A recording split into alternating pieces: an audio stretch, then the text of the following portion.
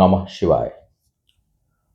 विवाह का समय चल रहा है और इसमें जो है वो मैं देखता हूँ कि क्वेरी भी बहुत आती है और हालाँकि इस पर वीडियो मैं दे चुका हूँ पहले, लेकिन नए दर्शक जुड़ते रहते हैं तो वो कई बार पीछे जा कर के चैनल पे नहीं देखते। लेकिन विवाह और उससे संबंधी समस्या, उस पर उपचार से संबंधित मेरे कई वीडियोज़ हैं। पुनः एक बार दे रहा हूँ क्योंकि कुछ लोगों के मेल आते रहते हैं बार-बार कि सर कुछ उपाय और उपचार बताइए। एक चीज़ का ध्यान रखिए कि मैं वैदिक ज्योतिष हूँ, तो मुझे पूजा-पाठ में बहुत विश्वास स्वयं भी है और मैं वही करता भी हूँ। टोने-टोटके में ना मैं खुद कोई विश्वास करता हूँ और ना मैं उसे करता हूँ। ठीक है, मैं किसी चीज़ का वो नहीं करता, मैं अपोज़ नहीं करता, लेकिन एक अपना-अपना फ़ेथ होता है कि मेरा किस पर फ़ेथ है। तो विवाह में 2 तरह की समस्या लोगों को देखने को मिलती है। मैं एक्सक्लूसिव विवाह की बात कर रहा हूँ। विवाह से संबंधित अन्य चीज़ें जीवन की जुड़ी हुई हैं, लेकिन वो अलग विषय है। फिलहाल मैं सिर्फ़ विवाह से संबंधित। पहली समस्या एक उत्पन्न होती है कि विवाह में बाधा उत्पन्न हो रही है और विवाह हो नहीं रहा है। ये एक पहले सीढ़ी की समस्या है। दूसरी समस्या ये है कि विवाह तो हो गया लेकिन निभ नहीं रही है, बिल्कुल। और बहुत कलह-क्लेश वैवाहिक जीवन में है, एक-दूसरे से दुखी हैं। इसकी संख्या भी आजकल खूब रह रही है। अब 2 स्थिति होती है। एक स्थिति होती है, तो मैं सबसे पहले पहले स्थिति की बात कर रहा हूँ कि विवाह में बाधा आ रही है, विवाह हो नहीं रहा है, तो क्या करना चाहिए? कई बार आपकी अपनी कुंडली में ऐसे योग होते हैं, जो सबसे सीवियर होता है तो अविवाहित रहने का योग। तो ऐसे योग में तो बड़ा कठिन हो जाता है, बहुत उपचार करने पड़ते हैं, तब जाके सफलता शायद मिले या ना मिले। कुछ कई ग्रह प्रभावित कर देते हैं। कुछ कुंडलियों में जो है विवाह से संबंधित एक ग्रह जो है उसको प्रभावित कर रहा है, जिससे विवाह में विलंब है या चीजें हो करके टूट रही हैं। या कुछ में किसी पाप ग्रह की दृष्टि पड़ रही है। कुछ कुंडलियों में सप्तम भाव ही ठीक कंडीशन में नहीं है, वहां दोष है। कुछ कंडीशन में तो उस वजह से कई बार रिश्ते मिलते हैं, धोखा खाता है आदमी, छूटता रहता है, टूटता रहता है। कुछ कंडीशन में सप्तमेश जो है वो ठीक जगह पर नहीं है, उसमें विवाह भंग या विलंब विवाह का योग बना रहा है। तो ऐसे कई कंडीशन होते हैं जो ग्रह जनित होते हैं। तो उसके लिए उस ग्रह से संबंधित पूजा अनुष्ठान लाभकारी होता है, जो ब्रेक करेगा, और उसके साथ आप उससे संबंधित रत्न, रत्न में भी कई बार देखना होता है कि मार्केज, क्योंकि सप्तम भाव मार्केज भी होता है, तो परम मार्केज तो नहीं है, या हम पहने तो कितने समय के लिए रत्न धारण करें, इसका भी ध्यान रखना होता है। कि कई बार आप विवाह से रिलेटेड पहनेंगे और वो पता चलेगा कि आपका स्वास्थ्य डिस्टर्ब कर रहा है, या वो ठीक जगह पे रत्न, हर हर किसी के लिए रत्न ठीक नहीं होता। तो रत्न उपचार हर जगह नहीं काम करेगा, अगर सप्तमेश बहुत बुरी कंडीशन में कहीं है या आपके लिए ठीक नहीं है, और चीज़ों को भी बिगाड़ देगा। कई बार 2 भावों का स्वामी एक ग्रह होता है, तो वो दूसरे भाव को एकदम बिगाड़ देगा। तो ऐसा ना हो कि हम ठीक एक करने को चलें और दूसरी चीज़ बिगड़ जाए। तो बड़ा सोच समझ के रत्न धारण करना चाहिए। पूजा-पाठ में नुकसान नहीं होता, ये सबसे बड़ा प्लस पॉइंट है, कि फ़ायदा अगर नहीं हुआ तो नहीं हुआ, लेकिन नुकसान होने का भय नहीं होता। तो एक तो उस ग्रह से संबंधित उपचार, पूजा-पाठ, उससे संबंधित रत्न, क्या परहेज करें, ना करें, ये आवश्यक हो जाता है। दूसरी बात ये होती है कि कई बार क्या होता है कि आपकी कुंडली में सारी चीज़ें ठीक है, लेकिन विवाह का अभी योग नहीं बन रहा। तो उसमें उपाय की ज़रूरत नहीं होती, उस समय की प्रतीक्षा करनी पड़ती है। कई बार ऐसी कुंडलियाँ आती हैं, जहाँ पे लोग परेशान हैं और जो है वो अ, विवाह के लिए, लेकिन उस समय योग ही नहीं बन रहा है। एक समस्या साइकोलॉजिकल देख रहा हूँ लोगों के अंदर, कि 28 साल तक विवाह नहीं करना है, सोचना भी नहीं है, 28 साल, 29 साल तक, और जब 30वें के होंगे, 30 साल में, 30वें साल में प्रवेश करेंगे या 31वें में प्रवेश करेंगे, तब अब मूड बना कि हाँ, विवाह करना है। अब सोचते हैं कि मुझे 6 महीने में लड़का या लड़की मिल जाए। तो अब बेचैनी हो जाएगी, और 6 महीने में नहीं मिला, तो आजकल तो सारे लोग एग्रेसिव हैं, बेचैनी बहुत ज़्यादा है, खूब एंग्ज़ायटी हर किसी के अंदर भरी पड़ी है।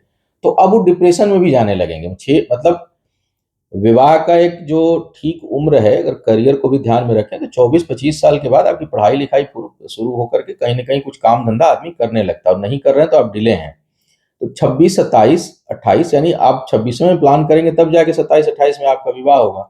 लेकिन आप प्लान ही 30वें वर्ष में करना शुरू कर रहे हैं, और उसके बाद 6 महीने बाद आप डिप्रेशन में आने लग रहे हैं कि मेरा तो विवाह ही नहीं हो रहा है, क्योंकि अब फैक्टर बहुत सारे होंगे। जो 30 वर्ष का होगा उसको लड़का, अगर लड़की है कोई, तो लड़का उसको निश्चित ही 32 का चाहिए।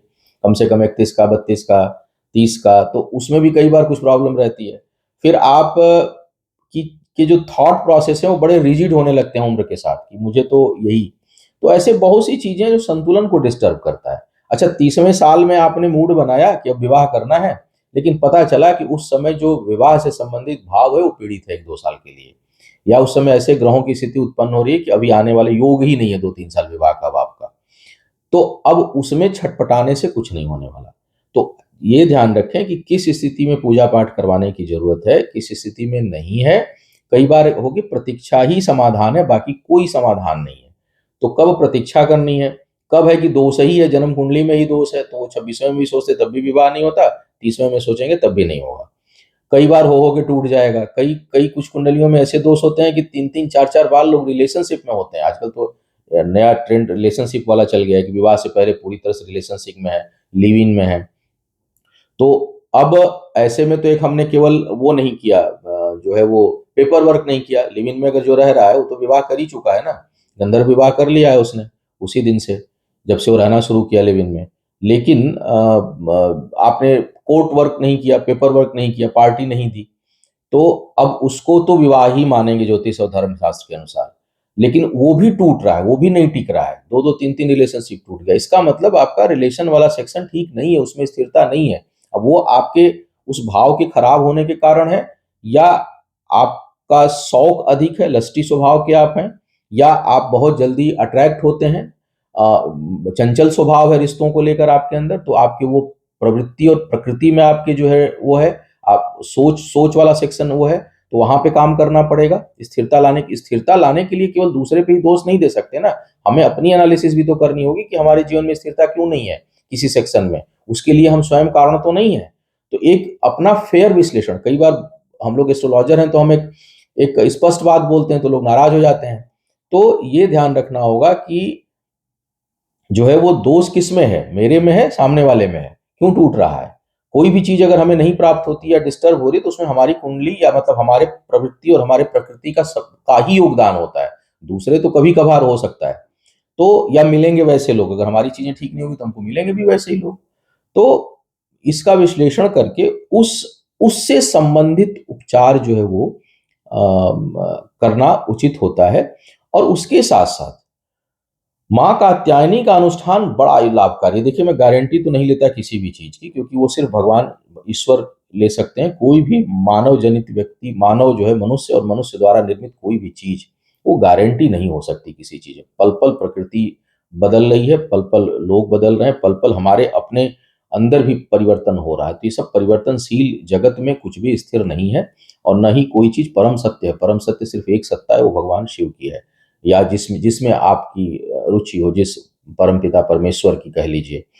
तो लेकिन माँ कात्यायनी का अनुष्ठान मैंने जब प्रयोग किया तो मैंने देखा कि बहुत हद तक सफलता मिलने के चांसेस होते हैं। तो अगर विवाह में, अच्छा, माँ कात्यायनी अनुष्ठान एक ऐसी पूजा है जो विवाह से पूर्व भी बड़ी लाभकारी है, और अगर वैवाहिक जीवन में कलह कलेश चल रहा है तो उसमें भी काफ़ी हद तक सपोर्ट करती है। तो अगर विवाह के योग्य हो गए हैं और विवाह करने जा रहे हैं, तो उससे संबंधित उपचार और उसका ध्यान थोड़ा-सा अगर आप रखें और पहले कराएँ चीज़ों में। कई बार अभी विवाह हो ही गया, दिक्कत आ रही फिर तो, तब भी जो ग्रह अगर खराब है, पता चले वहीं पे अंगारक दोष बन रहा है या वहीं पे विवाह भंग दोष बन रहा है, तो उस ग्रह की शांति के साथ-साथ अगर माँ कात्यायनी का अनुष्ठान किया जाए, तो वो बड़ा लाभकारी होता है। तो अगर आप बड़ा फैसला लेने जा रहे हैं, अभी लिए नहीं हैं या ली नहीं हैं आप, महिला हैं, पुरुष हैं, कोई भी हैं, तो एक तो अपनी कुंडली से संबंधित देखें कि इसमें क्या दोष है, प्रतीक्षा करनी है या उपचार करना है, या दोनों करना है। और विवाह हो चुका है तो उसमें कलह कलेश का कारण क्या है, वो क्षणिक है, गोचर के कारण है, या स्थायी रूप से है, तो उसके लिए क्या निदान हो। इन सब चीज़ों पर जो है विश्लेषण करके आपको उपचार करना चाहिए। और माँ कात्यायनी का अनुष्ठान जो है वो बेहद लाभकारी है। इसका प्रयोग आपको ज़रूर जो है वो, अगर कहीं आपके वैवाहिक जीवन में समस्या आ रही है या विवाह होने में बाधा आ रहा है, तो ग्रहों की शांति पूजा के साथ-साथ अगर माँ कात्यायनी के अनुष्ठान को का भी कॉम्बिनेशन दिया जाए, तो वो बेहद लाभकारी होता है। बहुत-बहुत धन्यवाद। भगवान शिव आप सभी का कल्याण करें। ओम नमः शिवाय।